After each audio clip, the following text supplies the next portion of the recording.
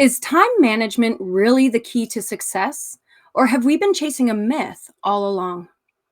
We have Julie here today, and she's going to tell us a little bit about herself, why this matters to her, and why it should matter to you. Julie, welcome to the show. Thank you so much for having me, Shauna. I'm excited to be here on Marketing Rebels today. We are so happy And to have you. great. So, a little bit about me. I'm a well-being specialist. I'm based in Minnesota, and this topic really interests me because I really enjoy good music. I enjoy a good podcast list, and work life harmony is like having that perfect playlist for your life. It's a good mix of work and play. So, in my life, I have my master's in health, nutrition, exercise science, and MBA in leadership and change. And working through those periods of academic level of hours that you put in and trying to find harmony in the play and working as going to school, it really has helped me realize that I don't want to be controlled by the clock. And who does want to be controlled by a clock? So having that personal experience and then researching it as a well-being specialist has really enabled me to see what common myths are out there and wanting to dispel some of those myths. So if you don't find this topic important already, maybe I can introduce it to you in a new way. So work life harmony really enables you to have freedom to work on what it is that's important to you. It's freedom to focus on what really matters and getting stuff done. So, I hope to dispel some of those myths today, and hopefully, you can get away from feeling trapped by the clock. Beautiful. Oh my goodness. Because really time is relative, and we all know that. We know that saying, and maybe we know the science behind that, but even Albert Einstein, he's the one who says time is relative, right? Mhm. To one person, 5 minutes passing could feel like a drain. 5 minutes, mom, come on. That's where we usually hear it, let's be honest. But then to another person, it's as quick as a blink. Then all of a sudden your kid's 18. My goodness, where the heck did the time go? Mhm. Right? And so I think it's really important, just circumstantially, as you can see, to take that very real experiential information and then apply it to your day to day, your lifestyle. Because I remember when we first met, Julie, you said you're a lifestyle entrepreneur. And I think that that's a really interesting concept that we can use to help explain our relationship with time in order to facilitate a life of freedom, a life on your own terms. Absolutely. To piggyback off of that, when we think about the average lifespan, which it fluctuates, but it is about eight, 80 years.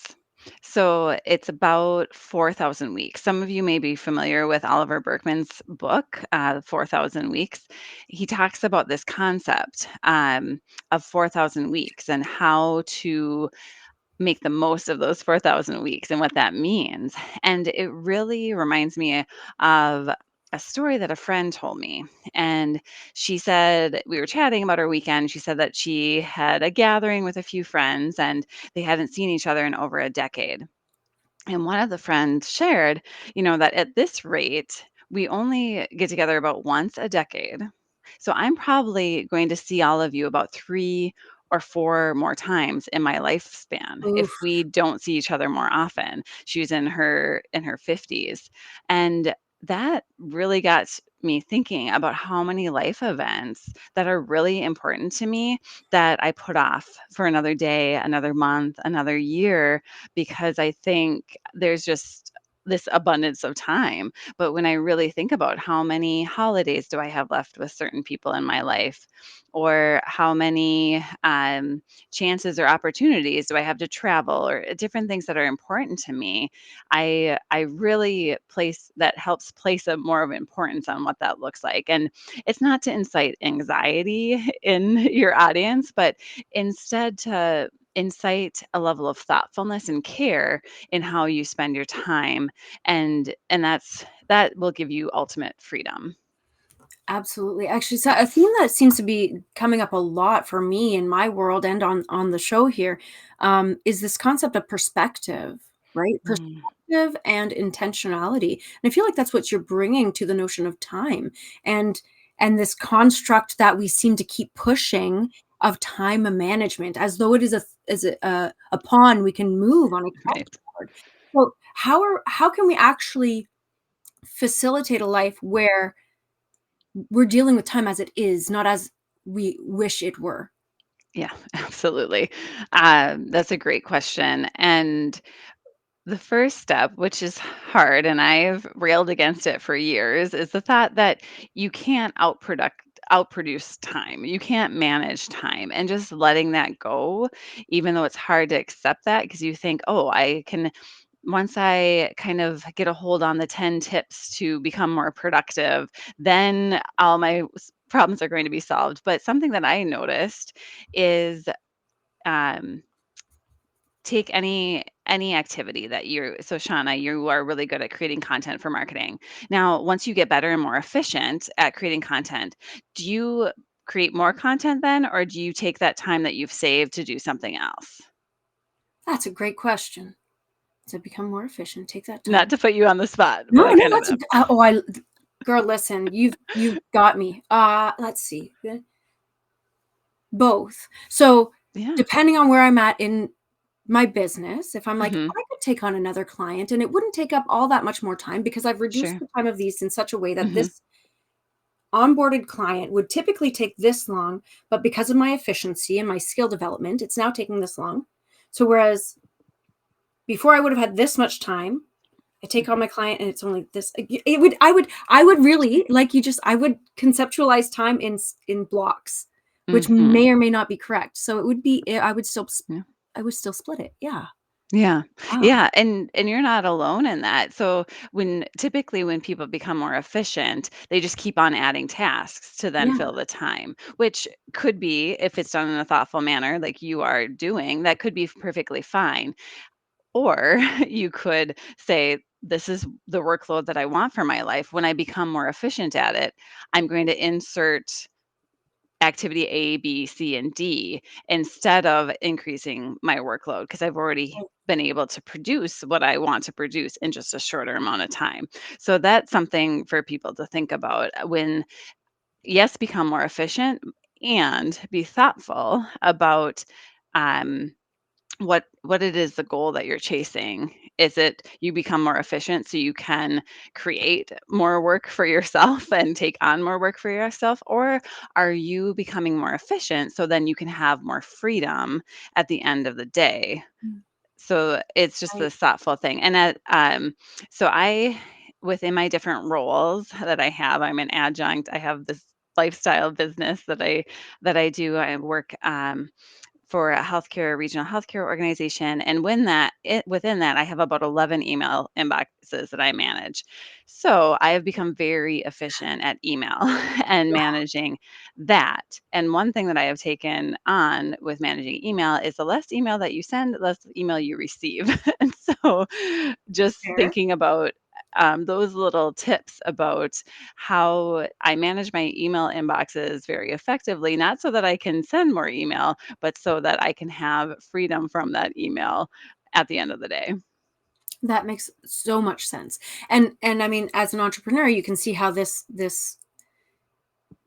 way of looking at time can either give you more creative freedom with your free time, or Mhm, can give you the opportunity to intentionally grow mhm, potentially in different ways, professionally and personally. So that's interesting. But also, from the 9 to 5 perspective, I just want to kind of touch there because I've seen a few interesting videos lately about how a person will get a job and they become very proficient at their job. And because they're proficient, they can finish their work earlier. But managerial people will give them more work for the same hourly rate. And it makes you wonder, like, this right there, that idea is why so many people will say nuts to this. I'm going to start my own business and control my time for that reason right there. So even just, and here's just another example of our experiences, our real life experiences with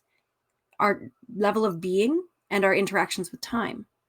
Absolutely. And I would say for your example, if I've been in that situation, and then have a conversation with your manager and try to job craft to have those experiences. Say, yes, I you've seen the skills, and how can we talk about compensation that recognizes what I'm contributing to this organization? Difficult conversation to have, but also necessary in order to prevent the burnout that could happen if you feel like you've been taken advantage of it in the workplace. Absolutely. And to make you feel like you can actually own that time. Because I've also seen people who have been in that situation where they say, well, it needs to take me 8 hours. And so they Mm, make it take up that space. And I feel like that's something that's interesting too, is the idea that um, if you have an hour, it'll take you the hour to do the task. But if you only got 20 minutes, you can complete it in 20 minutes. So what are your takes on that with regards to time management, intentionality, and perspective? right, right. So the first piece are, what are your behaviors related to time? So thinking about the behaviors related to time, some of it maybe it has to do with perfectionism.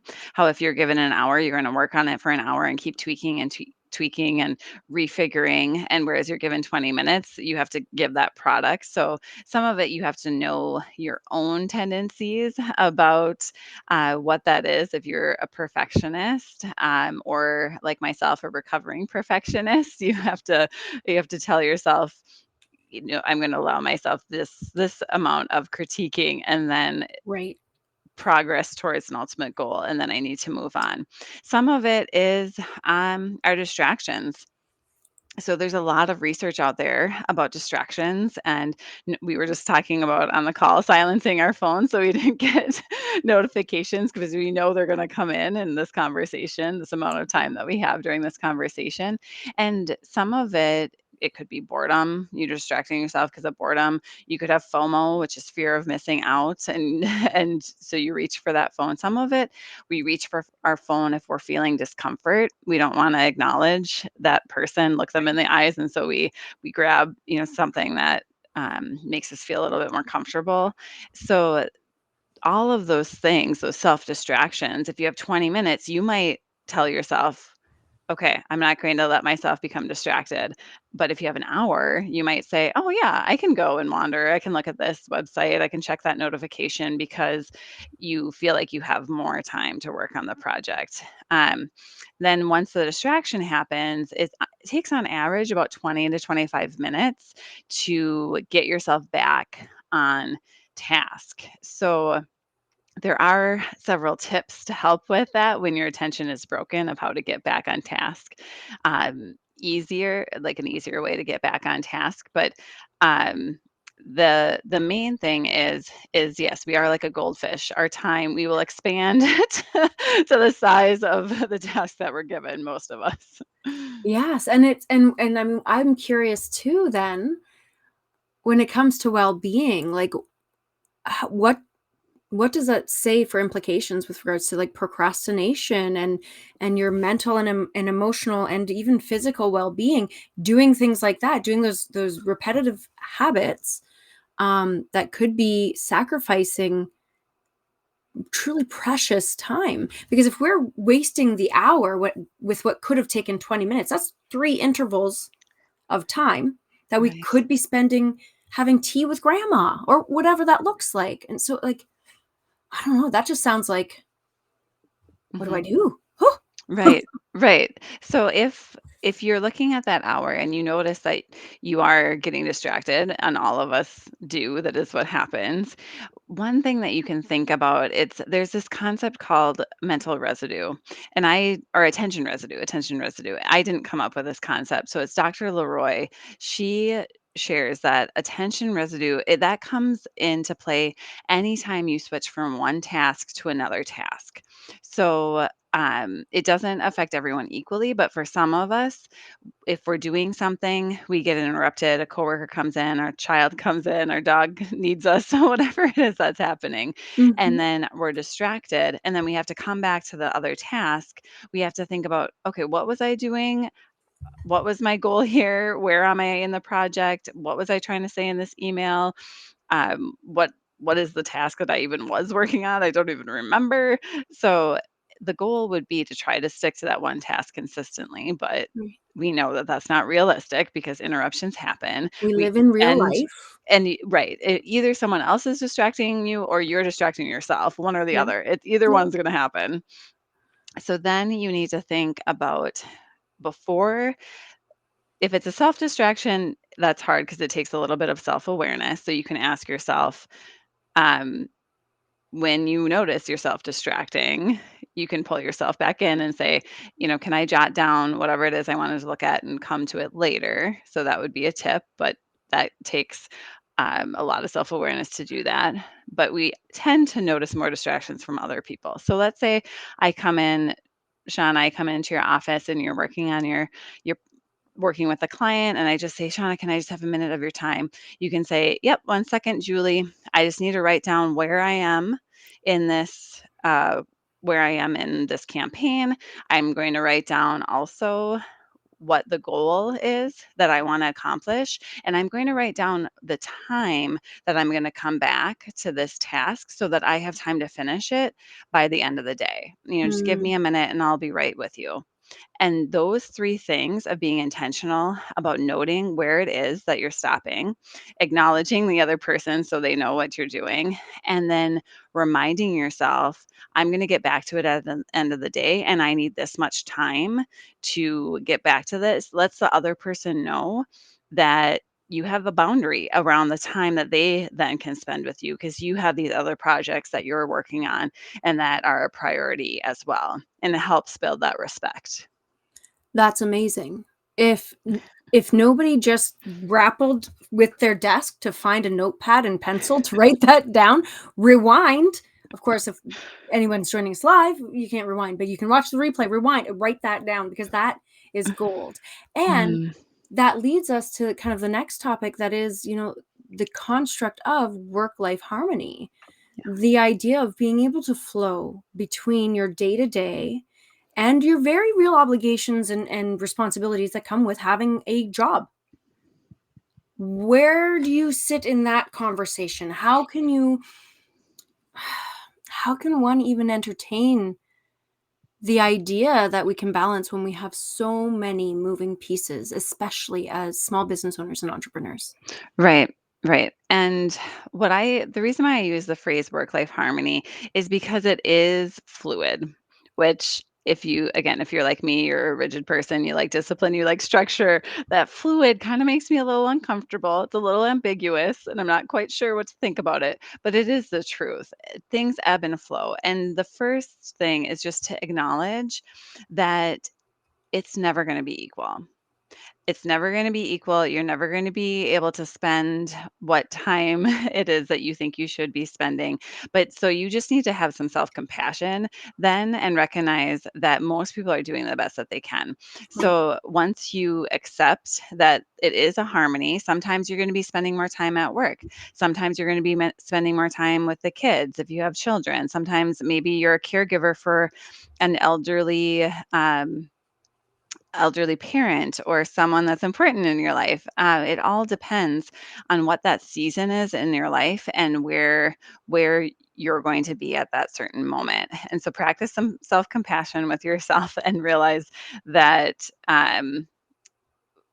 Go into the situation with love and care. And I know that's squishy, but it really is the truth. It really is the truth when it It comes is. to work life harmony, is first being aware that you can't be everything to everyone. So you need to let go of that and you need to show up authentically as you are in the situation. And it's not your job to make other people happy, but you can show up in a caring manner.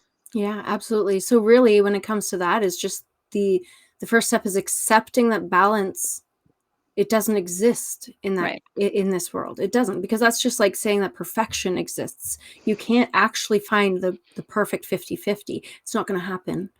Not in Hmm. this place where we call reality, right? And so would that then be some of the first steps, just accepting that balance Yeah. doesn't exist, Right. that time is relative? Is that how we gain freedom from the clock? Like, or is Mhm. there some other construct that we should be considering as we navigate this space? Yeah, that's those 2 points are an excellent first start. I always start so with Empower Possible, we have the 3 empowerments. The first empowerment is self and self-awareness. And then the second empowerment is social. So how do you turn into your social networks? First, you need to be aware of what could distract you, what is worthy of your time, and what you enjoy. So think about those things. And then the second, the social piece, are thinking about how others can support us. So again, as somebody, maybe you're somebody that wants to do it all of the time, and maybe it's time for you to let go of some of that. Maybe it won't be done exactly how you think it should be done or want it to be done, but maybe you can let go of some of those preconceived notions and delegate. We have people in our lives that want to help us. We have people in our lives that want to support us. They just don't know how. And so if you're vocal about that and say, "Hey, can you pick up the kids today?" Or, "Hey, do you mind walking the dog?" Or, "Hey, can you stop by grandma's?" Or, "Hey, can you cook dinner?" Or whatever it is for you that's going to help you in that situation. And know that it is about that harmony, and it is okay to delegate. It is okay to work out that system that um, maybe it means you're not in control of all of it all at the same time, but it Which can also feel can scary. be right, which can be scary because that Mhm. means it's not necessarily done exactly how I want it to be done. And if you want that freedom, this is part of that freedom. Is delegating those things. And maybe you start with something really small that you don't care that much about and then build up from there. Um, and it really delegating is a task that I know is not utilized as much as it should be with people that have a lot of responsibilities. It just isn't. And I work with leaders and I work with a lot of folks across sectors, and it isn't a skill. People don't know how to do it effectively, but you can work on it in small ways throughout the day of just small little tasks and then build up to bigger things. Absolutely. And another thing that, again, I keep going back to my own grandmother. She'll say things like, yeah, let them do it. My white hair gets other people to do it. And you know what? She says, they feel good doing it. Right. And that's something that people forget. Doing Hmm. doing kindness for others, it feels good.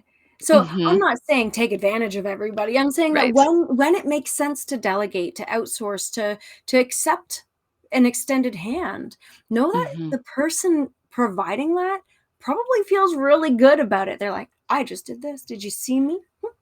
It might be Right. internal more than external, but that Right. characterizes it, really. Yeah, That absolutely. So part of my background is in positive psychology, and we talk about so there's random acts of kindness, but then we also talk about purposeful acts of kindness, like right. acts of kindness with intention. And that the research it's pretty amazing how much it benefits not only the receiver but also the giver. And it is really motivating, and you'll notice that too once you accept a gift from someone, an act of kindness from someone, just watch their face and just watch their mood. And if it's something that's not burdensome to people, can be overly helpful Yeah, sometimes. But if it comes from a genuine place, you'll notice that shift in energy, and you'll notice that you accepting that gift from them really helps make their day too. absolutely. I can tell you every time I go to volunteer at the different places that I Mm, go to, every time I'm just like, it's funny because it's like I wouldn't think that moving boxes from here to there was a fun activity until I go and I'm doing it for somebody else. And just right? like, "Wow, hey, yeah, this is cool. No, don't worry about it." Or somebody starts Yeah. griping and you're like, "Hey, man, let's just dance as we go." And it just your outlook literally Hmm. changes about the task you're doing, the time you're taking to do it, and what reward you get at the end of it because it's usually pretty intrinsic. But if you're helping a friend move, it also might include pizza and beer. But I mean, each to their own. Now, Yeah. that said, we are coming to a close, so I want to invite you, Julie, to Sure. please share some final thoughts. And then, of course, tell people where they can reach out to you to have further discussions about how they can reclaim their time and embrace positive psychology to literally change their lives. Yeah. I would say just some final tips. With time, you can't manage time. So, what you can do instead is manage your behavior. So, think about the behaviors that you're doing throughout the day. Are you delegating? Are you taking breaks? Research has shown that taking breaks is absolutely essential to work life harmony. And it actually makes work more enjoyable. And there's actually less errors throughout the day if you take little mini breaks. So, take a couple minutes here, a couple minutes in between meetings, a couple minutes in between emails throughout the day in strategic places, and you'll notice that those behaviors start to impact how you feel throughout your day. And just be willing to embrace and adjust plans as needed, including a little bit of flexibility in how you approach your work and your life will avoid becoming too rigid, and that really can lead to anxiety when you feel like you're not going through exactly with the plan, and just being Right. flexible with that. Thinking about your time usage and just recognizing that you are not going to have enough time for everything that you feel like has to be done. So set those realistic goals, prioritize those tasks, and stay flexible. And by implementing these things, you're going to reduce stress and improve your quality of life, really. So I want to thank you for tuning in, and I would love for you to connect with me, and you can see the link to connect with me in the show notes. I'd love to hear about your work life harmony stories, or those times that you've had success in those time behaviors. And if you reach out, I'd love to share with you the 10 ways to manage an unwieldy email inbox. So please reach out and connect.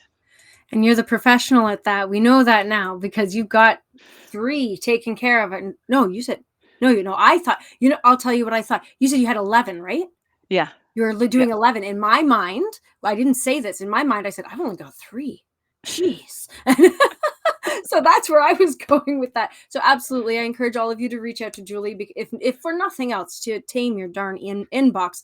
But then also, of course, because reclaiming that flow within the construct of time and life and the work that you need to do literally will change the way you live your life.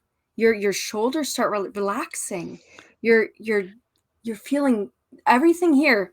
I always tell people, relax your forehead, Mhm. unclench your jaw, lower your shoulders. It's not that pressing. You're all right. We got this. Now with that, we're going to have more conversations like this and plus over the course of weeks on end. Listen, infinity. We're going to keep this going at least once a week. So make sure that you follow and subscribe so that you don't miss the next episode. With that, thank you again, Julie, for being on the show, and we will chat again soon.